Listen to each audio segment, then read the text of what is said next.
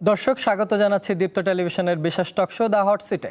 প্রতি বৃহস্পতিবার রাত 11:35 এই আয়োজন নিয়ে আমরা হাজির হই আপনাদের সামনে। আজ বাংলাদেশের ইতিহাসে 55তম বাজেট সংসদে পেশ করলেন অর্থমন্ত্রী আমির খসরু মাহমুদ চৌধুরী। এই বাজেট নিয়ে নানা ধরনের জল্পনা কল্পনা থাকে, কোন জিনিসের দাম বাড়বে, কোন জিনিসের এবার দাম কমবে, আগামী এক বছর বাংলাদেশের অর্থনীতির গতিপথই বা কী হবে, সব বিষয় নিয়েই মানুষের আগ্রহ থাকে, থাকে আলোচনা, থাকে সমালোচনা। এসডিজি লক্ষ্যমাত্রা কোথায় পৌঁছবে বা বাংলাদেশের আগামীর অর্থনীতির হালচালই বা কী হবে, এই বিষয় নিয়ে আমরা আলোচনা করব। হয়তো বাজেটের কোনো কোনো দিক নিয়ে আমরা সমালোচনাও করব। সেজন্যই স্টুডিওতে একজন অতিথিকে আমরা স্বাগত জানিয়েছি। আমাদের সঙ্গে আছেন উন্নয়ন অধ্যয়ন বিভাগ, ঢাকা বিশ্ববিদ্যালয়ের অধ্যাপক ডক্টর কাজী মারুফুল ইসলাম। কাজী মারুফুল ইসলাম, আপনাকে স্বাগত জানাচ্ছি। আপনাকে ধন্যবাদ। বাজেট নিয়ে যেহেতু প্রতিটি মানুষেরই আগ্রহ থাকে, একদম রুরাল লেভেল থেকে শুরু করে একদম উচ্চশিক্ষিত সবার একটা আগ্রহ থাকে যে বাংলাদেশের বাজেট কী হতে যাচ্ছে, আগামীর অর্থনীতির গতিপথ কী হবে। এই যে বাজেট পেশ হলো এবং মন্ত্রিসভায় পাশও হয়ে গেল, আপনি যদি মোটা দাগে বলেন যে এবারের বাজেটটা কেমন হচ্ছে এবং বাংলাদেশের ইতিহাসে সর্ববৃহৎ বাজেট 9,38,000 কোটি টাকার বাজেট, কতটুকুই আলোচনা করবেন বা কতটুকুই সমালোচনা করবেন এই বাজেটের? অনেক ধন্যবাদ। আসলে আলোচনা বা সমালোচনা করার বদলে আমরা বলতে চাই এটা আমরা পর্যালোচনা করতে চাই, যেহেতু এই কেবলমাত্র বাজেট সংসদে উত্থাপিত হলো। আপনি জানেন যে বাজেটে সংসদে উত্থাপিত হওয়া মাত্রই বাজেটটা কার্যকর হয় না। সংসদে আগামী আরও 2 সপ্তাহ ধরে এটা আলোচনা হবে এবং পরে পাশ হবে। এই আলোচনার মাঝখানে কিন্তু কয়েকটা ছোট ছোট সংশোধনের সুযোগও আছে সংসদ সদস্যদের মতামতের ভিত্তিতে। ফলে আমরা চূড়ান্ত যেটা দেখব সেটাই মূলত একরকমের আমাদের দিক নির্দেশনা দেবে। তারপরেও আমরা এই মুহূর্তে যেটা উত্থাপিত হলো সেটি আসলে শেষ পর্যন্ত মোটের উপর এটা থেকে যায়। তো সেই জায়গা থেকে যদি দেখি, যেমন ধরেন বাজেটটা আসলে আমরা নিশ্চয়ই আমাদের প্রত্যেক মানুষের, নাগরিকদের একটা অন্যতম জায়গা হচ্ছে যে আমাদের দৈনন্দিন যে জীবনযাপন আছে সেখানে কিভাবে প্রভাবিত হচ্ছে।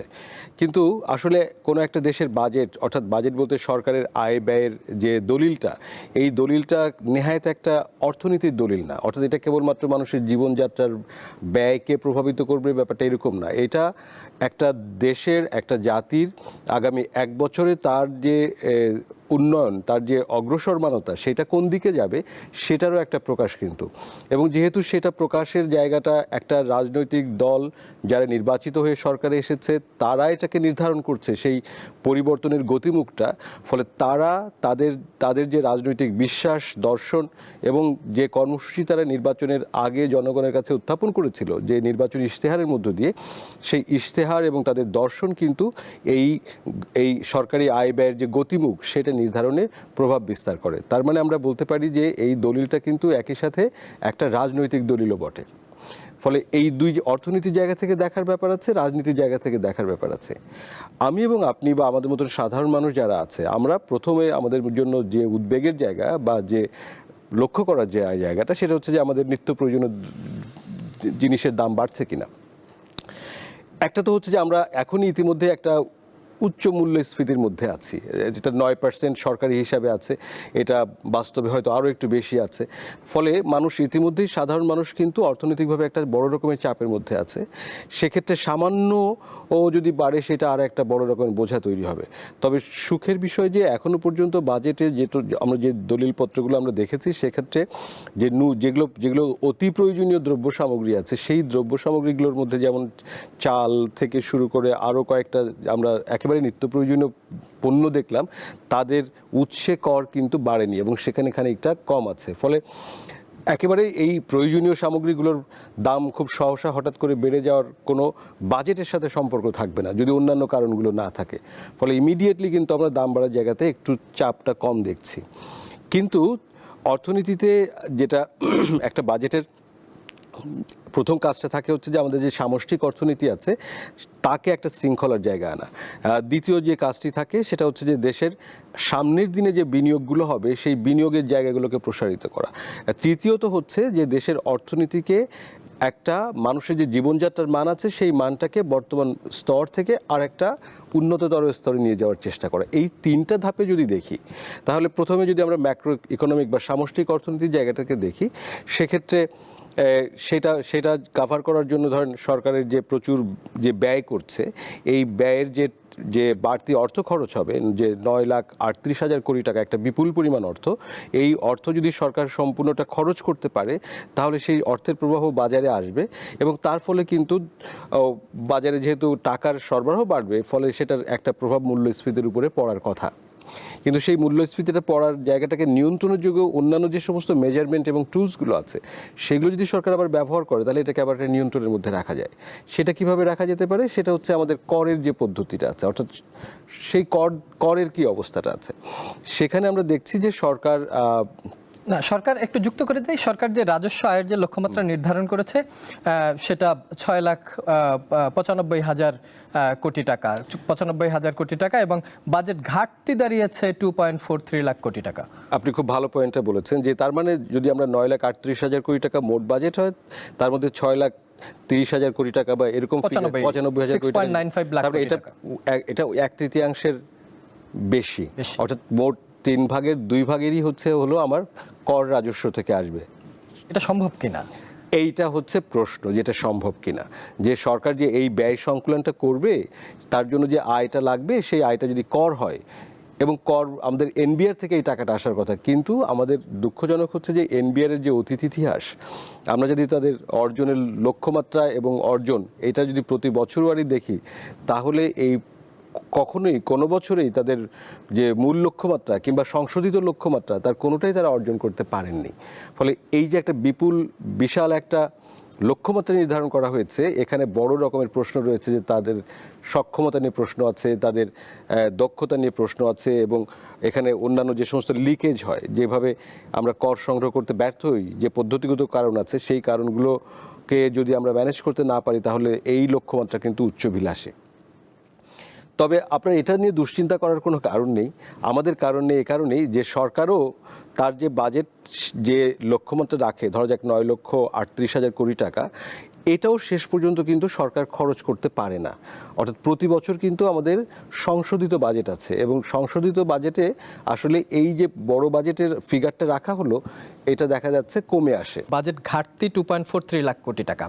আরেকটা হচ্ছে রাজস্ব আয়ের যে লক্ষ্যমাত্রা 6.95 লাখ কোটি টাকা, এটা আমরা জানি যে এটা হচ্ছে বাস্তবতা, যেটা পুরোটা আসলে অর্জন করা সম্ভব নয়।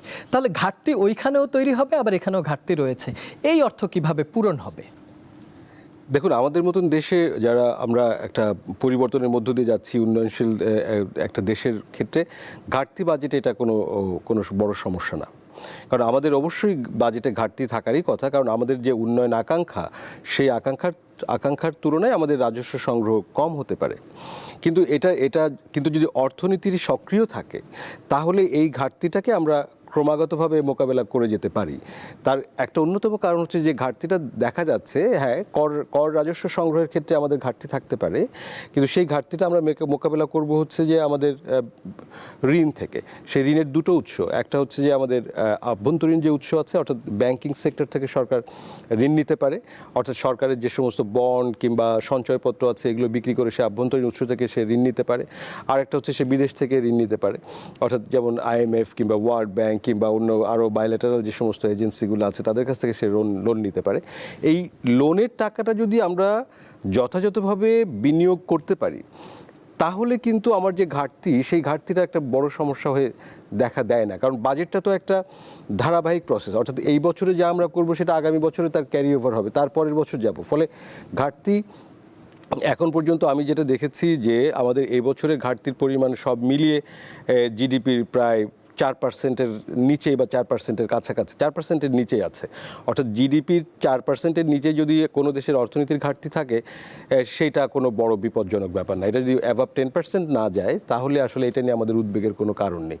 ফলে এই ঘাটতিটা নিয়ে সেই অর্থের যদি আমরা যথাযথ বাস্তবায়নটা করতে পারি, সেই বাস্তবায়নটা যদি আমাদের যেখান থেকে উৎপাদনশীল খাতগুলো সক্রিয় হতে পারে, দেশের অর্থনীতি সক্রিয় হতে পারে, দেশের মানব সম্পদ উন্নয়নটা সক্রিয় হতে পারে, তাহলে আসলে ঘাটতিটা আমাদের জন্য বিপদ না। তাহলে আমরা যে বাজেট দেখতে পাচ্ছি, যদি ঘাটতি বিপদ না হয়, যদি এটা চলমান থাকে, সেক্ষেত্রে এটা রাজনৈতিক সরকারের একটা অঙ্গীকার থাকে। আপনি বাজেটকে কি দেখছেন, এই সরকার রাজনৈতিক ওই অঙ্গীকারের জায়গা থেকেই করেছে, নাকি যা আছে ঠিকই আছে? আর একটা বড় আমাদের বিশাল জনগোষ্ঠী, কর্মসংস্থানের একটা জায়গা তৈরি হওয়া বা সবাই উন্মুখ হয়ে থাকে যে আসলে এই বাজেট আমাদের কত মানুষের কর্মসংস্থান করতে পারবে।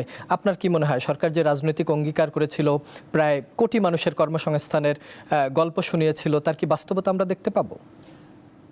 দেখুন, বাজেটের মধ্যে একটা অন্যতম জায়গা যেটা আমি শুরুতেই বলেছি যে আসলে বাজেট একটা দিন শেষে এটা একটা পুরোপুরি রাজনৈতিক দলিল।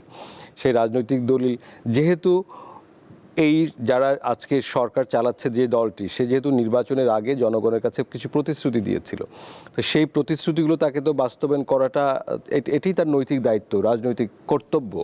তো সেক্ষেত্রে যেমন আমরা খুব বিস্তারিত এখনও জানতে পারিনি, কিন্তু অবকাঠামো খাতে, যোগাযোগ খাতে আমরা দেখছি যে বিনিয়োগ আছে। অর্থাৎ সরকার যেটা বলেছে যে তার সে কৃষি খাতে ভর্তুকি তাকে দিতে হবে কৃষি কার্ডের মধ্য দিয়ে, সে মানব সম্পদ উন্নয়নে তাকে বিনিয়োগ করতে হবে, যেটা তার ইশতেহারে আছে যে সে ক্রমশ সে জিডিপির 5%-এর মধ্যে নিয়ে যাবে। যদিও আমরা এই বছর দেখছি মাত্র 2% বরাদ্দ হয়েছে, অর্থাৎ জিডিপির বরাদ্দ আছে, মানে শিক্ষা খাতে জিডিপির মোট 2% বরাদ্দ আছে এবার যে বাজেটে এসছে, যেটা গত বছর থেকে সামান্য একটু বেশি। কিন্তু ওই যে একটা বিপুল তরুণ জনগোষ্ঠীকে কর্মক্ষম উৎপাদনশীল জনগোষ্ঠীতে রূপান্তর করার জন্য যে পরিমাণ বিনিয়োগ দরকার সেটাই 2%-এ হবে না। অর্থাৎ আমাদের এখানে একটা বড় রকমের ধাক্কা দরকার। মানে এটা আমরা যে বিজনেস অ্যাজ ইউজুয়াল করে আসছিলাম, অর্থাৎ যেভাবে করছি, মানে আমাদের বাজেট দেখেন 6.9%, মানে 1.7% থেকে এটা 2%-এ গেছে, অর্থাৎ 0.3% বেড়েছে। সেটা বেড়েছে, ইতিবাচক, অ্যাপ্রিসিয়েট করছি। কিন্তু এই বাড়াটা দিয়ে যে এই ইনক্রিমেন্টাল বাড়া, অর্থাৎ এই ছোট ছোট ধাপে ধাপে ধাপে বাড়ানো, এই ধাপে ধাপে বাড়ানোর সময় এখন না। মানে এখন আমাদেরকে একটা বড় পুশ দিতে হবে, যেটা সমাজে বড় ইম্প্যাক্ট তৈরি করবে। সেই পুশ দেওয়ার কারণ আমার যে বিপুল তরুণ জনগোষ্ঠী আমার বিশ্ববিদ্যালয়ে, জাতীয় বিশ্ববিদ্যালয়ে এবং বিশ্ববিদ্যালয়ে এবং প্রশিক্ষণের বাইরে, যেটাকে আমরা বলি নিট, যে যারা এখনও কোনো শিক্ষা কিংবা প্রশিক্ষণ কার্যক্রমের মধ্যে নেই কিন্তু কর্মক্ষম জনগোষ্ঠী, এরকম বিপুল একটা জনগোষ্ঠী, এই তরুণদেরকে কাজে লাগানোর জন্য আমার বাজেটের যে ধরনের পুশটা দরকার সেই পুশটা এই 2%-এর মধ্যে নেই। ফলে এটা আমার কাছে আমি মনে করি যে বর্তমান সরকারের যে প্রতিশ্রুতি এবং যে অঙ্গীকার তারা আসলে মানুষের কাছে করেছিল সেটা অর্জনে 2% এটা যথেষ্ট না। শিক্ষা খাতে এবছর যে 1,23,000 কোটি টাকা বরাদ্দ, এর আগের বছর এটা ছিল 88,000 কোটি টাকা, এবং একই সাথে স্বাস্থ্য খাতে বরাদ্দটাও প্রায় দ্বিগুণ করা হয়েছে। আগের বার 35,000 কোটি টাকা ছিল, এবার 69,409 কোটি টাকা। শিক্ষা, স্বাস্থ্য, কৃষি, সামাজিক নিরাপত্তা, এসডিজি বা সাস্টেনেবল ডেভেলপমেন্ট গোল, যেটা অর্জন করার জন্য আমাদের প্রয়োজন, সেই জায়গায় কি মানে বারংবার ঘাটতি থেকেই যাচ্ছে? শিক্ষা খাতে তো ঘাটতি আমরা দেখছি। মানে ঘাটতিটা আপনি ধরেন টাকা বাড়ানোই যথেষ্ট না। আপনার মাত্র 5 টাকা খরচ করলেন, সেটাকে আপনি 20 টাকা করলেন, তো 20 টাকা তো যথেষ্ট না, আমার তো লাগবে আর অনেক বেশি। অর্থাৎ সেই বিনিয়োগটা দিচ্ছি কিনা, এটা হচ্ছে প্রথম প্রশ্ন। স্বাস্থ্য খাতের অবস্থা আপনি দেখেন, আমি স্বাস্থ্য দিয়ে তারপর আবার শিক্ষায় ফিরতে চাই। যে স্বাস্থ্য খাতে আমরা কি দেখলাম? আমরা দেখলাম যে হামের মতন একটা সাধারণ অসুখ, যে অসুখটা আমরা ইতিমধ্যে নিয়ন্ত্রণ করে ফেলেছিলাম, পৃথিবীতে এটা নিয়ন্ত্রিত, সেটা গতকালকে পর্যন্ত প্রায় 700-এর কাছাকাছি মানুষ, আমার শিশু, তারা মৃত্যুবরণ করেছে। তো এই প্রত্যেকটা মৃত্যু তো এটা অপরিহার্য ছিল না, এটা আমরা ম্যানেজ করতে পারতাম। এবং সেখানে মৃত্যুর অন্যতম কারণ কিন্তু টিকা দেওয়ার কথা বলেছে, টিকা না, এখন কিন্তু যে বাচ্চারা মারা যাচ্ছেন তারা কিন্তু টিকার আওতায় চলে এসেছে, তারপরেও কিন্তু শিশু মৃত্যু হচ্ছে। শিশু মৃত্যু কেন হচ্ছে? যে হাসপাতালগুলোতে তারা প্রপার চিকিৎসা পাচ্ছে না, সেখানে আইসিইউ নেই, ভেন্টিলেটরের ব্যবস্থা নেই। আমরা কোভিডের সময় আমাদের এই ঘাটতি দেখেছি, আমরা এখন আবার কোভিডের আরও 5 বছর পরে এসে একই ঘাটতি দেখলাম। তাহলে স্বাস্থ্য খাতে যে বাজেট আমরা দিনের পর দিন খরচ করলাম, সেটা কোথায় খরচ করলাম? একটা উদাহরণ আপনাকে দেই, একটা না অনেকগুলো দিতে পারবো। একটা রাজশাহীতে একটা হাসপাতাল তৈরি হয়েছে, গত 3.5 বছর ধরে হাসপাতালটা তৈরি, একদম পূর্ণ মাত্রায় তৈরি, সেখানে এসি লাগানো হয়েছে, ইলেকট্রিসিটি লাগানো হয়েছে, কিন্তু সেই হাসপাতালে কোনো লোক নিয়োগ দেওয়া হয় নাই, কোনো ল্যাবরেটরি নেই, কোনো নার্স নিয়োগ দেওয়া হয় নাই, এবং সেই হাসপাতাল বিল্ডিংটা কাউকে যে হ্যান্ডওভার করবে কন্ট্রাক্টর এই লোক খুঁজে পাচ্ছে না। কিন্তু ওখানে হয়তো আপনার প্রায় 100 কোটি টাকার বেশি খরচ হয়েছে। তাহলে এই যে টাকা খরচ হলো, অর্থাৎ এই যে স্বাস্থ্য খাতের যে বরাদ্দ, এই বরাদ্দগুলো যদি এরকম বিল্ডিং বানানোতে খরচ হতে থাকে, তার জন্য যদি আমার পর্যাপ্ত ইনস্ট্রুমেন্ট, আমার পেশাদারি লোক, মানব সম্পদ এবং তার ল্যাবরেটরি, এই যে একটা সার্ভিস দেওয়ার জন্য যে আরও আনুষাঙ্গিক লজিস্টিকগুলো লাগবে, হিউম্যান রিসোর্স লাগবে, সেগুলোকে যদি আমরা অ্যাভেলেবেল না করতে পারি, তাহলে এই বরাদ্দ আপনি এটাকে আরও 3 গুণ করে দেন, সেগুলো তো রাস্তার মধ্যে চলে যাবে, নাহলে পানির ভিতরে চলে যাবে, নাহলে মানুষের পকেটে চলে যাবে। এটাতে আমাদের লাভ কী? ফলে ব্যয়ের পরিমাণ বাড়ছে, এটাতে আমরা খুশি, যথেষ্ট না, সেজন্য আমি যথেষ্ট খুশি না, কিন্তু তার চেয়ে আমি বেশি গুরুত্ব দিতে চাই যে এই ব্যয়টা ঘটছে কোথায়, এই ব্যয়টা যেখানে যাচ্ছে সেটি কি ঠিক মতন যাচ্ছে, এবং সেটা ঠিক মতো যাচ্ছে কি যাচ্ছে না সেটা দেখার জন্য কোনো ব্যয় আছে কিনা। সরকার কি এমন কোনো মেকানিজম ডেভেলপ করছে যে আমি উন্নয়ন প্রকল্পে যত খরচ করব সেই খরচটা ঠিক মতন হচ্ছে কিনা সেটা দেখার জন্য আমি একটা সিস্টেম ডেভেলপ করলাম, সেই সিস্টেম ডেভেলপ করার জন্য আমার 50 কোটি টাকা আছে, এই টাকাটা খরচ করাটা অনেক বেশি জরুরি ওই 2000 কোটি টাকা কোথায় খরচ হচ্ছে সেটা দেখার জন্য। তো সেই ধরনের নির্দেশনা এখনও দেখিনি, হয়তো বাজেট ডকুমেন্ট পুরো দেখলে, সবগুলো মন্ত্রণালয়ের খাতওয়ারি বরাদ্দ দেখলে হয়তো স্পষ্ট মন্তব্য করা যাবে, কিন্তু অ্যাপারেন্টলি যা দেখছি সেখানে এই তদারকি করার জায়গা এবং খরচের মান নিয়ন্ত্রণ এবং ওখানে জবাবদিহি সৃষ্টি করার যে প্রবণতাগুলো বা যে প্রক্রিয়াগুলো, সেই প্রক্রিয়াগুলোকে শক্তিশালী করার এখনো পর্যন্ত আমি তেমন কোনো উদ্যোগ দেখিনি। আমি স্যার একটু যুক্ত করতে চাই, আপনি যেহেতু বিশ্ববিদ্যালয়ে শিক্ষকতা করেন, অনেক ধরনের বিষয় আপনার সামনে আসে। প্রধানমন্ত্রী তারেক রহমান এর আগে 2 দিন আগে সংসদে সরকারি অনেক পদ অনেক মন্ত্রণালয়ে ফাঁকা পড়ে রয়েছে, আর আমরা দেখি যে এই বরাদ্দের একটা বড় অংশ আমরা যেন কেন জানি স্ট্রাকচারাল ডেভেলপমেন্টে বিশ্বাস করি। আমি ধরেন কয়েকটা বিল্ডিং করলাম, কিন্তু সেখানে আমি রোগীর জন্য কোনো ব্যবস্থা করলাম না, আমার সেই পর্যাপ্ত ডাক্তার নার্স যা প্রয়োজন সেটা আমার নাই।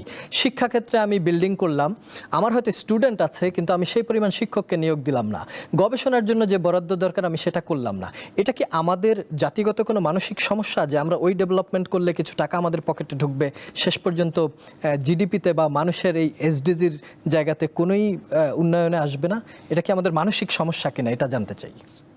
এটা অসুস্থতা পরিষ্কারভাবে, এটা আসলে আমাদের লোভ, তীব্র লোভের ব্যাপার, এবং এটা প্রধানত রাজনৈতিক নেতাদের লোভ। এটা আমি বাংলাদেশের সব মানুষকে এটার দায় দিব না।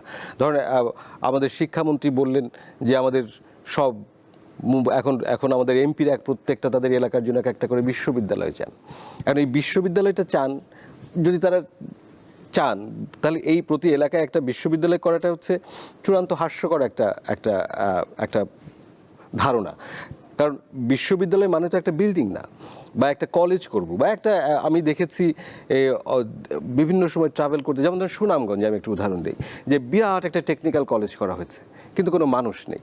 ধরুন ওখানে একটা মেডিকেল কলেজ করা হয়েছে গত সরকারের আমলে, সেখানে যথেষ্ট রকমের কোনো আয়োজন নেই, যথেষ্ট রকমের মানুষও নেই, শিক্ষার্থীও নেই, কিন্তু বিশাল বিল্ডিং, বিশাল এলাকার পাঁচিল দিয়ে, অর্থাৎ পাঁচিল মানেটা কি, ওখানে জমি অধিগ্রহণ করতে হয়েছে, ওখানে বিল্ডিং তৈরি করতে হয়েছে। এখন যখন আপনি জমি অধিগ্রহণ করবেন তখন থেকে ব্যবসাটা শুরু, অর্থাৎ এই অধিগ্রহণ করার আগেই আমি লোকজনদেরকে জানিয়ে দেবো যে জমি অধিগ্রহণ করব, ওখানে বেশি টাকায় জমি আমি নিব, নেওয়ার ভাগ আমি নিব মন্ত্রী হিসেবে, এমপি হিসেবে, আমি ওখানে বিল্ডিং করব, আমার লোকটা আমি কন্ট্রাক্টরটা দিব এবং সেখান থেকে ভাগ আমি নিব, ওই মন্ত্রী নেবেন, ওই এমপি নেবেন। এরকমভাবে প্রত্যেকটা অবকাঠামো উন্নয়ন প্রকল্পের সাথে এর একটা প্রধান অংশ ভাগবাটোয়ারা, এবং সেই ভাগবাটোয়ারার মূল লোকগুলো হচ্ছে ওইখানকার রাজনৈতিক নেতা এবং তাদের পোষ্য ব্যবসায়ীরা। তো এটা তো এমপি সাহেব এবং মন্ত্রী সাহেব তারা এটা দায় এড়াতে পারেন না। তো এই যে বরাদ্দগুলো আমরা দেখছি, সেই বরাদ্দগুলো শেষ পর্যন্ত ওই এমপি সাহেবের পকেটে কতটা যাবে আর মন্ত্রী সাহেবের পকেটে কতটা যাবে এবং তাদের পোষ্য ব্যবসায়ীদের কাছে কতটা যাবে, সেই অঙ্ক কিন্তু করা হয়েছে। অর্থাৎ এই যে রাজনৈতিক অর্থনীতিটা আছে, এটা অসুস্থতা, এবং এটা এই বাংলাদেশের অসুস্থতা না, এটা এই রাজনৈতিক দলের নেতৃত্বের অসুস্থতা। তারা এই অসুস্থতা থেকে আমি জানি না সৃষ্টিকর্তা আমাদেরকে কবে মুক্ত করবেন। না, তারপর আমরা এর মধ্যে কয়েকটি ভালো বিষয় দেখেছি যে প্রধানমন্ত্রীর কাছে বেশ কিছু ফাইল এসেছিল এই যে মশা মারার জন্য বিদেশে যাওয়ার, তিনি সেই ফাইল আটকে দিয়েছেন এবং নিজে নোট দিয়েছেন। রাজশাহীরও এরকম একটি ঘটনা দেখেছি যে যিনি এখন প্রশাসকের দায়িত্বে আছেন তারা বিদেশে লাইটের কাজ দেখতে বা লাইটের সৌন্দর্য বর্ধনের শেষ পর্যন্ত তিনি লিখে দিয়েছেন যে শুধু ইঞ্জিনিয়ার যাবে। এই যে ছোট ছোট পরিবর্তন হচ্ছে, হয়তো এই পরিবর্তনের ধারা যদি বর্তমান সরকার ধরে রাখতে পারে, তাহলে হয়তো আমরা স্ট্রাকচারাল ডেভেলপমেন্টের চাইতে ওই টাকা তার রাজনৈতিক কর্মীরা খেয়ে ফেলার চাইতে হয়তো আমি এই বাচ্চাদের বাঁচানোর জন্য ভেন্টিলেটর কেনার দিকে যেতে দেখব। হয়তো আমরা এরকম পরিবর্তন আশা করি। এইটা আমি আবার একটু বাজেটেই ফিরতে চাই। সরকার বলেছে কর হার না বাড়িয়েও করের আওতা বাড়ানো হবে। বাস্তবে বাংলাদেশের জন্য এটা কি মানে বাস্তবসম্মত কিনা? আমরা দেখলাম যে একটা চেষ্টা আছে, যেমন ধরো যাক কয়েকটা ক্ষেত্রে আপনার ট্যাক্স আইডেন্টিফিকেশন নাম্বার বা টিআইএন নাম্বারটা বাধ্যতামূলক করেছে, যেমন ব্যাংক অ্যাকাউন্ট খোলার ক্ষেত্রে। তো সেটা আসলে প্রকারান্তরে সেটা আসলে করের, আমরা যেটাকে বলি ট্যাক্স নেট, করের যে জাল সেটাকে প্রসারিত করার, অর্থাৎ আরও মানুষকে করের আওতায় নিয়ে আসার একটা চেষ্টা। এটা আপাততভাবে কারো কারো কাছে এটা ভোগান্তি মনে হলেও এটা মনে হয় যে এটা ঠিক আছে, কারণ আসলেই আমাদের দেশে মাত্র 1,30,00,000 মতন মানুষের টিআইএন নাম্বার আছে, এবং যার মধ্যে অর্ধেকের মতন মানুষ ট্যাক্স দেয় না, অর্থাৎ কর দেয়, রিটার্ন সাবমিট করে। তো ফলে কিন্তু বাস্তব পরিস্থিতি হচ্ছে যে আরও অনেক মানুষ এই কর সীমার মধ্যে আছে। যেমন কর সীমার ধরা যাক 4.5 টাকা হয়েছে এখন, এবার 4.5 টাকা, এবং সারা বছরেই রিটার্ন দাখিল করা যায়। 4.5 টাকা তো মানে এই সময় এসে 4.5 টাকার উপরে আয় করে এরকম বিপুল জনগোষ্ঠী আছে। আমাদের মধ্যবিত্তের আকার বড় হয়েছে, তার মানে আমাদের কর দেওয়ার যোগ্য লোকের সংখ্যা বেড়েছে, মানুষের সংখ্যা বেড়েছে, তো তাদেরকে করের আওতায় আনতে হবে। সো এটার কোনো মাফ নেই আসলে, এটা একটা অবিকল্প যে আমাদেরকে অবশ্যই করের আওতায় বেশি মানুষ আনতে হবে। কিন্তু তার জন্য পদ্ধতি কি? পদ্ধতিটা প্রথমত যেটা করেছে এটা দিয়ে যথেষ্ট হবে না। এখন ধরো যাক আমাদের ব্যবসায়ের অন্য যে জায়গাগুলো আছে, যদি আপনাকে যেমন বলেছে যে সরকার যে বাড়ি বা ফ্ল্যাট বা জমি কিনতে গেলেও তা সে ঘোষণা করতে পারে, যে ট্যাক্স দিয়ে সে ঘোষণা করতে পারে, কিন্তু এইটা যখন সে ঘোষণাটা করবেন তার মধ্য দিয়েও সে কিছু মানুষকে ট্যাক্সের আওতায় আনতে পারবে। কিন্তু এই প্রক্রিয়াটা আরও বড় করা দরকার। অর্থাৎ যেমন ধরো যাক কিছু কিছু পেশা আছে, সেই পেশার মানুষগুলোকে আপনার করের আওতায় আনার বন্দোবস্ত করা যায়। এই পুরো প্রক্রিয়াটা খুব স্পোরেডিকভাবে না করে আপনি যদি আমাদের পেমেন্ট যে গেটওয়েগুলো আছে, সিস্টেমটা আছে, সেগুলোকে যদি আমরা অটোমেটেড করতে পারি, পার্টিকুলারলি ডিজিটালাইজ করতে পারি, তাহলে একটা বড় সংখ্যক মানুষ করের আওতায় আসার সুযোগ আছে। যেমন ধরা যাক আপনি একটা ব্যবসা প্রতিষ্ঠান দিবেন, তাহলে আপনি আপনার কর্মচারীকে যদি বেতন দেন, তাহলে সেটা আপনাকে ডিজিটালি দিতে হবে, ক্যাশে দিতে পারবেন না। এরকম সব ট্রানজ্যাকশনগুলোকে যদি আমরা ইনস্টিটিউশনাল যে পেমেন্ট সিস্টেমটা আছে তার মধ্যে যদি আমরা আনতে পারি, ক্যাশটাকে যদি কমাতে পারি, তাহলে কিন্তু আরও প্রচুর মানুষ আপনার করের আওতায় আসতে পারে। তো সেটা ক্রমশ বাড়ছে, কিন্তু যথেষ্ট না। সরকারকে এখানে আলাদা করে ইনিশিয়েটিভটা নিতে হবে। কিন্তু আমাদের যারা রাজস্বটা আদায় করে দেয়, যে সরকার তো তাদের উপরেই মুখিয়ে থাকে যে আমি এত হাজার কোটি টাকা ওইখান থেকে নিয়ে আসবো, কিন্তু এই রাজস্ব কর্মকর্তাদের বিরুদ্ধেও তো বড় ধরনের অভিযোগ রয়েছে। সম্প্রতি আমরা পত্রিকায় দেখেছি এক কর্মকর্তার কত হাজার কোটি টাকার সম্পদ, এবং যেই পয়েন্টগুলো থেকে এখন অলরেডি আমরা কর পাই, সেই পয়েন্টগুলোতেই দেখা যায় যে তারা হয়তো ঠিক আছে তুমি এত টাকা দিয়ে দাও, আমি তোমার এই ফাইল ছেড়ে দিচ্ছি। এই বিষয়গুলো কিভাবে সরকার হ্যান্ডেল করবে, যে বা এখান থেকে কিভাবে উত্তরণ সম্ভব? উত্তরণ সম্ভব, অবশ্যই উত্তরণ সম্ভব। এখন উত্তরণ আমরা করতে চাই কিনা, এই কারণে সম্ভব যে আসলে এই যে আপনার কর প্রশাসনের যে দুর্নীতিটা আছে, এই দুর্নীতিটা কোনো একজন কর্মকর্তার একার পক্ষে করা সম্ভব না। মানে করতে পারেন, কেউ করতে পারেন না তা না, কিন্তু সেটা খুব সামান্য হবে। অর্থাৎ যে বিপুল পরিমাণ কর আমরা এখান থেকে হারাচ্ছি, সেই হারানোর একটা প্রধানতম জায়গা হচ্ছে কিন্তু ব্যবসা প্রতিষ্ঠানগুলো। অর্থাৎ ব্যবসা প্রতিষ্ঠানের উপরে যে কর্পোরেট ট্যাক্সটা আসার কথা, সেই করটা কিন্তু তারা নেগোশিয়েট করেন হচ্ছে এই কর্মকর্তাদের সাথে। ফলে সরকার ওখানে বড় রকমের রাজস্ব হারায়। ব্যক্তি খাতেও কর আদায়ের ক্ষেত্রে এই কর্মকর্তাদের দুর্নীতির কথা, এটা একটা ওপেন সিক্রেট। আপনি যদি ট্যাক্স অ্যাডমিনিস্ট্রেশনে কাজ করেন মানেই হচ্ছে যে আপনি আসলে ঘুষ নেন, এটা অলমোস্ট একটা ওপেন সিক্রেট একটা জায়গা। এটা একদম ওখানে টাইপ মেশিন থেকে শুরু করে চেয়ারম্যানের অফিসের সামনের যে ফুল গাছটা থাকে সেটা পর্যন্ত সবাই ওখানে টাকা নেন। এটা একটা ওপেন একটা ব্যাপার, সবাই জানে। তাহলে এই জানার ব্যাপারটা টিকে থাকে কেন? টিকে থাকে এ কারণে যে রাজনৈতিক নেতৃত্ব আছে তারা এদেরকে শাস্তি দেন না। যেমন আমরা একটা অন্তর্বর্তী সরকারের সময় দেখেছিলাম যে কর প্রশাসনের মধ্যে যারা কর নীতি ঠিক করবেন এবং যারা কর আদায় করবেন তাদের মধ্যে একটা বিভাজন করা হলো। এটা একটা অনেক প্রাচীন একটা দাবি। সেই দাবিটার যেটা কর অ্যাডমিনিস্ট্রেশনকে দক্ষ করার জন্য এই দুটো অংশকে ভাগ করা হলো, এবং তারপরে আমরা দেখলাম আন্দোলন, এবং তারপরে দেখলাম যে ওই সংস্কারটা থেমে গেছে। তাহলে এই যে থেমে যাব কেন? এই থেমে যাওয়ার জায়গায় যদি সরকার তার তার কর্তৃত্ব প্রয়োগ করতে পারেন যে না, এটা আমাদের জন্য দরকার, এটা আমাদের করতে হবে। আপনি যদি 10টা কর কর্মকর্তাকে শাস্তি দেন, যদি তাদের বিরুদ্ধে দুর্নীতির অভিযোগগুলো আছে, সেই দুর্নীতির অভিযোগগুলো দেখার জন্য, প্রমাণ করার জন্য যদি সরকার সত্যি সত্যি আন্তরিক হয় এবং আপনি 5জনকে 10জনকে শাস্তি দেন, শাস্তি দিলে যে একটা উদাহরণ তৈরি হবে, তাহলে বাকিদের মধ্যে এটা একটা প্রভাব পড়বে। এবং এই কর আদায়ের প্রক্রিয়াটাকে যদি আমরা আবারও বলবো যে ডিজিটাইজ করা, এটাকে অটোমেটেড করা, যত আপনার মানুষের সংস্পর্শ থাকবে, যত ডিসক্রিশনের সুযোগ থাকবে, যে আমি আপনার কাছে অ্যাপ্লিকেশন করলে আপনি চাইলে আমার একটা কমিয়ে দিতে পারেন, এই ক্ষমতাটা যতদিন আপনার কাছে থাকবে ততদিনই দুর্নীতিটা থাকবে। এখন যদি আমি একটা সিস্টেম থাকে যে আমি অ্যাপ্লিকেশন করছি আমার কর কমানোর জন্য, সেটা যদি সবাই দেখতে পায়, আমার উপরে সব কর্মকর্তারা দেখতে পায়, শুধু আপনি একা না, এবং আপনি কতটুকু কমালেন এবং কমালেন না, কী কারণে কমালেন, যদি এটা সবাই দেখতে পায়, তাহলে তো আপনার কমানোর সুযোগটা কম। আপনি তো তখন একটা অন্যায় সিদ্ধান্ত আপনি নিতে পারবেন না। তাহলে এই ট্রান্সপারেন্সিটা, সেটা ম্যানুয়ালি যতটা থাকবে, যে ফাইল, ওই টাইপরাইটার, এটা যতদিন থাকবে ততদিন আসলে এখানে কমানো খুবই কম। এই ধরনের পরিবর্তন যদি আসে তাহলে রাজস্ব আয়ও বাড়বে, সেই ক্ষেত্রে জনগণের জন্য সেটা খুবই সুবিধাজনক জায়গায় গিয়ে দাঁড়াবে। বাজেটে সাধারণ মানুষের যে প্রশ্ন, আপনি যদিও আলোচনার প্রথম দিকে বলেছেন, তারপরেও আমি এই প্রশ্নটা আবারও করছি যে বাজারে শেষ পর্যন্ত স্বস্তি আসবে কিনা, কারণ মানুষ খুব আতঙ্কিত থাকে যে বাজেট হলেই বোধহয় সব কিছুর দামই বেড়ে যাবে।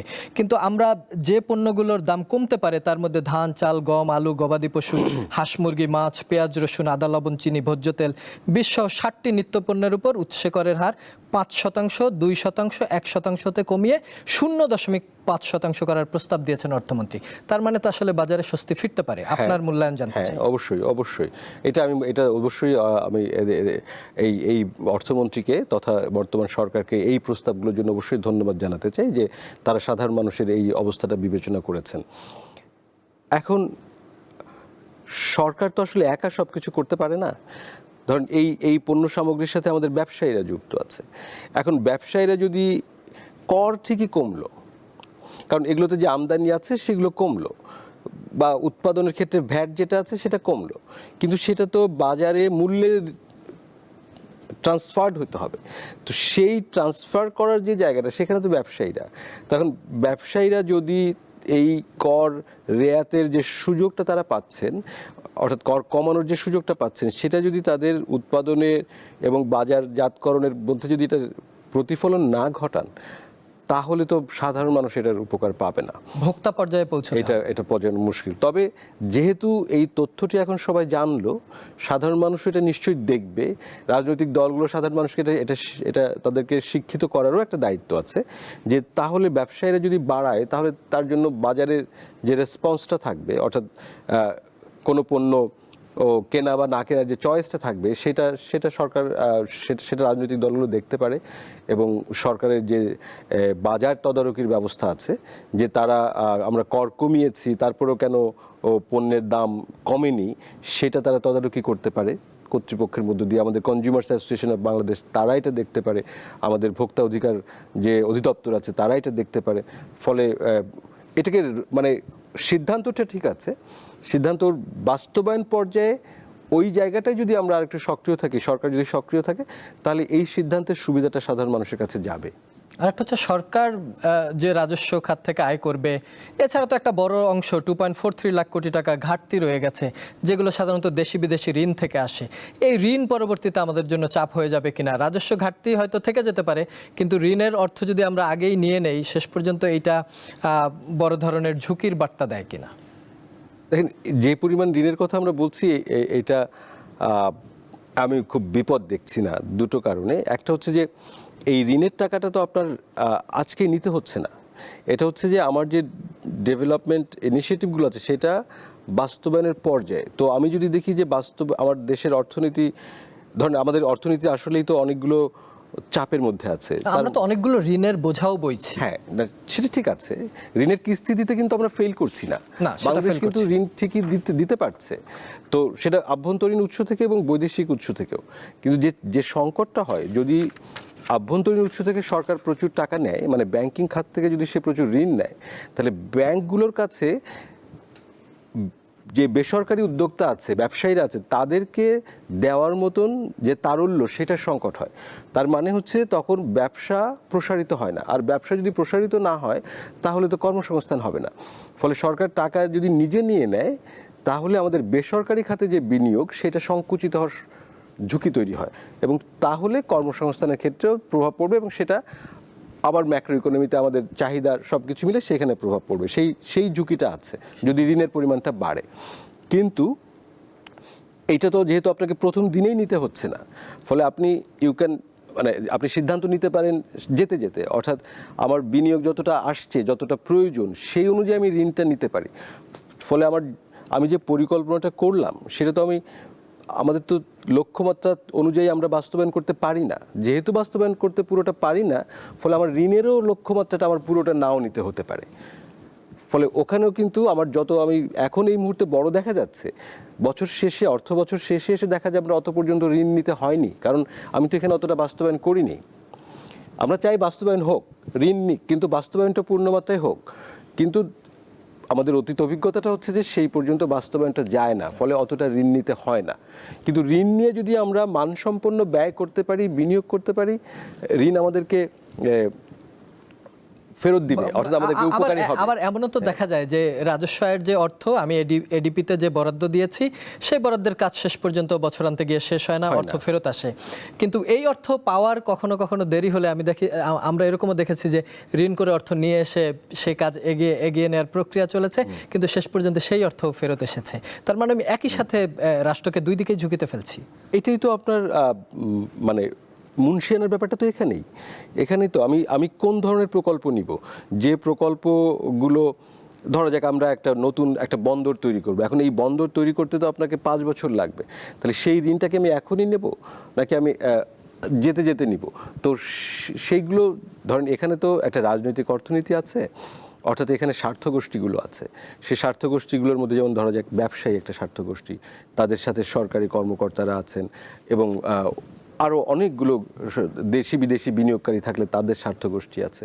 ফলে এইটাকে সরকার, একটা দক্ষ সরকার হচ্ছে সেই সরকার যে আসলে এই স্বার্থগুলোর মধ্যে একটা দক্ষ নেগোসিয়েশনটা করতে পারে। তো আমাদের আমলাতন্ত্র এবং রাজনৈতিক নেতৃত্ব যারা সরকার পরিচালনা করছেন, তাদের কাছে আমাদের আসলে ওই ঢিলে ঢালা চলা, কিংবা ওই এতদিন যেভাবে চলে আসছে ওই চলে আসা পদ্ধতি নিয়ে যদি এটা করতে যায়, তাহলে আমরা উপকারটা পাওয়ার কঠিন হয়ে যেতে পারে। সংকট হবে। সরকারি কর্মকর্তা কর্মচারীদের বেতন কাঠামো বাড়ছে, তাদের একটা অংশ, এই বেতন কাঠামো যদি কার্যকর হয়, সেই ক্ষেত্রে বেসরকারি যারা আছে, আমরা যারা আছি, তাদের বাজারের ভবিষ্যৎ কি হবে? ওই সময় আবার মুদ্রাস্ফীতি বাড়বে কিনা, এবং মধ্যবিত্ত খুব বেশি চাপে পড়ে যাবে কিনা?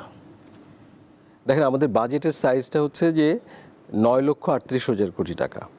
সেক্ষেত্রে সরকারি কর্মচারীদের বা মানে সরকারি কর্মকর্তা কর্মচারীদের জন্য আমাদের অতিরিক্ত খরচ হচ্ছে 55,000 বা 55,000 কোটি টাকা। 55,000 কোটি টাকা। এই টাকাটা কিন্তু মানে মোট অর্থনীতিতে যে টাকা, সেই টাকার তুলনায় কিন্তু খুব অর্থনৈতিক বিচার যদি করি, তাহলে এটা মুদ্রাস্ফীতিতে বড় রকমের কোনো প্রভাব ফেলার কথা না অর্থনীতির সূত্র অনুযায়ী। অর্থাৎ যদি আমরা মানি ফ্লো হিসাব করি, তাহলে এইটা বড় রকমের তেমন কিছু তৈরি করবে না, কিন্তু করবে। সেটা হচ্ছে অর্থনৈতিক কোনো সম্পর্ক নেই, এটা হচ্ছে অর্থনৈতিক কারণ, এটা হচ্ছে আচরণগত কারণ। অর্থাৎ এই যে ইস্যুটা, অর্থাৎ সরকারের কর্মচারীদের বেতন বাড়বে, এইটাকে ব্যবহার করে ব্যবসায়ীরা বাজারের মূল্য বাড়াবে, তার সাথে চাহিদার কিংবা মানি ফ্লোর কিন্তু কোনো সম্পর্ক নেই।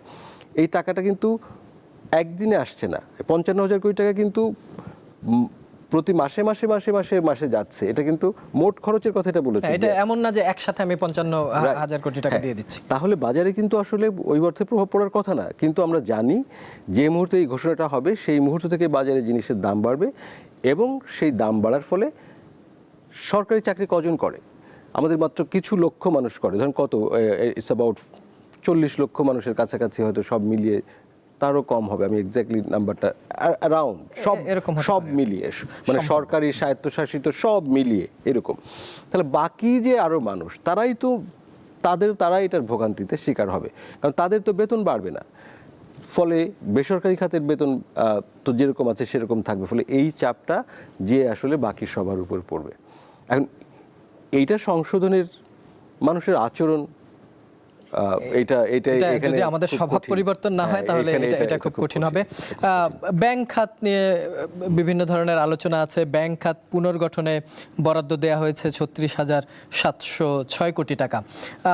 আপনি যেটা বলছিলেন যে আমাদের যদি স্বভাবের পরিবর্তন না হয় তাহলে আমরা আসলে সঠিক উন্নয়নের জায়গাটা দেখতে পাবো কিনা। একদম একটা একাডেমিক প্রশ্ন করতে চাই, যেহেতু আপনি উন্নয়ন অধ্যয়নের শিক্ষক।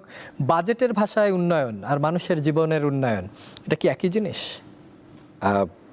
আমি যদি আমার জায়গা থেকে বলি তাহলে আসলে একই জিনিস হওয়ার কথা, একই জায়গায় হওয়ার কথা। বাজেট বললে আমরা যতগুলো সংখ্যা দেখি, যেমন আমরা জিডিপির বাড়াচ্ছি, আমরা শিক্ষা খাতে বাড়াচ্ছি, আমরা কতগুলো সংখ্যা নিয়ে কথা বলছি। এই অঙ্কগুলোর আসলে মানেটা কি? সেই মানেটা হচ্ছে মানুষের জীবনযাত্রার জায়গা। তো আসলে আপনি যদি দেখেন তাহলে এখনো পর্যন্ত আমাদের বাজেটের বা আমাদের সরকারি ব্যয়ের খুব একটা এলিটিস্ট চরিত্র আছে। অর্থাৎ এই খরচটার উপকারভোগী হবে হচ্ছে বাস্তবে বড় লোকরা, অর্থাৎ যাদের বেশি সম্পদ, অর্থ সম্পদগুলো আছে, যারা প্রিভিলেজ সমাজে। কিন্তু এটা আসলে সাধারণ মানুষের যে উন্নয়ন, অর্থাৎ তার কর্মসংস্থান, তার স্বাস্থ্য, অর্থাৎ এই টাকাটা যদি যথাযথভাবে খরচ না হয় তাহলে আমরা আর একজনকে দেখবো তার বাচ্চা নিয়ে রাস্তায় হেঁটে বেড়াচ্ছে, আইসিইউটার জায়গা পাচ্ছে না। তো ওইটা হচ্ছে সাধারণ মানুষের উন্নয়নের জায়গা। যে এই স্বাস্থ্য খাতের এত কোটি টাকা, হাজার হাজার কোটি টাকার বরাদ্দের মানে যদি একটা আইসিইউ না হয়, তার জেলা শহরে যদি একটা আইসিইউওয়ালা হাসপাতাল না তৈরি হয়, তাহলে আসলে এই অর্থের উপকার সাধারণ মানুষের কাছে যাবে না। ফলে আমরা আগামী বছর, এবছর আমাদের গতকালকে বিবিএস থেকে আমাদের জাতীয় পরিসংখ্যান বেরিয়েছে, সেখানে আমরা দেখেছি যে আমাদের মাথাপিছু আয় বেড়েছে। কিন্তু আপনি জানেন এবং আপনি যান রাস্তায়, প্রতিটা মানুষ বলবে তারা আসলে সংকটে আছে। তাহলে এই যে সংকটে আছে, আর ওদিকে আমি বললাম যে আমার আয় বেড়েছে, তাহলে ওই আয় বাড়ার যে তথ্য, এর কি মানে আছে? তারপরে আমি এবং আপনি, আমরা সাধারণ মানুষ যারা আছি, তারা আমাদের জীবনযাত্রার যে ব্যয়টা বেড়েছে, সেই ব্যয়টা আমরা আমাদের প্রতিদিনকার অভিজ্ঞতা দিয়ে দেখছি, কিন্তু সেটা ওই সংখ্যার মধ্যে প্রতিফলিত হচ্ছে না। ফলে ওই বাজেটের উন্নয়ন এবং সাধারণ মানুষের উন্নয়নের মধ্যে একটা পার্থক্য থেকে যাচ্ছে, কিন্তু আসলে দুটো একই জায়গায় হওয়ার কথা। দুটো পার্থক্য থাকার কথা না, তারপরেও আমরা পার্থক্য দেখতে পাই। শেষ পর্যন্ত বাজেট হয়তো কোনো জায়গায় কাটছাট হয়ে সম্পূর্ণরূপে পাশ হতে পারে, তখন হয়তো আমরা পুরোপুরিটা একদম জানতে পারবো যে কনক্রিট কোন জায়গাটা দাঁড়ালো। আমরা আলোচনার একদমই শেষ পর্যায়ে ছোট কয়েকটি প্রশ্নের উত্তর নিতে চাই। বাজেট সাহসী না সতর্ক? এটা সতর্ক। রাজস্ব লক্ষ্য বাস্তবসম্মত না অবাস্তব? অবাস্তব। মূল্যস্ফীতি নিয়ন্ত্রণে না উদ্বেগজনক হতে পারে? এখনো নিয়ন্ত্রণের মধ্যে আছে, তবে যদি অন্যান্য ব্যবস্থাগুলো ঠিক মতন কাজ না করে তাহলে এটা উদ্বেগে পৌঁছাতে পারে। উন্নয়ন অন্তর্ভুক্তিমূলক না অসম? এটা এখনো অন্তর্ভুক্তিমূলক হয়নি। এই বাজেট জনবান্ধব নাকি রাজস্ব বান্ধব? এটা ঠিক এক কথায় উত্তর দেওয়া কঠিন, তবে এখানে জনগণের অনেকগুলো ইস্যু বা তাদের জায়গা কিছু অ্যাড্রেস করা হয়েছে, এটা সত্যি। তবে এখানে আরও করার জায়গা ছিল। তারপর আমাদের আশা থাকবে শেষ পর্যন্ত বাজেট যেন জনবান্ধব হয়, সাধারণ মানুষের যেন নাভিশ্বাস উঠে না যায়, বাজার যেন অন্তত স্থিতিশীল থাকে। আপনাকে অনেক ধন্যবাদ স্যার, স্টুডিওতে এসে সময় দেওয়ার জন্য। আপনার সুস্বাস্থ্য কামনা করে আজকের মতো শেষ করতে চাই। আপনাদেরকেও ধন্যবাদ। দর্শক, এই ছিল আজকের দ্য হট সিট। প্রতি বৃহস্পতিবার রাত 11:35 এই আয়োজন নিয়ে আমরা হাজির হই। আগামী পর্বে অন্য কোনো অতিথি অথবা অন্য কোনো গুরুত্বপূর্ণ বিষয় নিয়ে আমরা আলোচনা করব। সে পর্যন্ত সবার জন্য রইল শুভকামনা। শুভরাত্রি।